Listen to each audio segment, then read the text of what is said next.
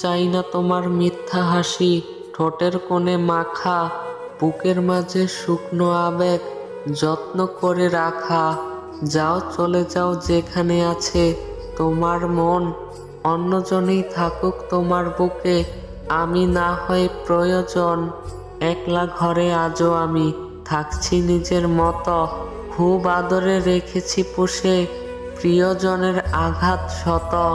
ভুল করেছি ভরসা করে বানিয়ে নিজের প্রিয়জন, আসলে তারা সুবিধাবাদী, ছিলাম তাদের প্রয়োজন।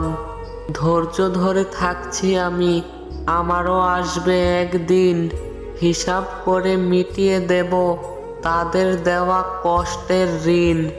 গুরুত্ব দিলেই বিরক্ত, না দিলে অভিযোগ, এভাবেই শেষ হয়ে যায় দুটি মনের যোগাযোগ।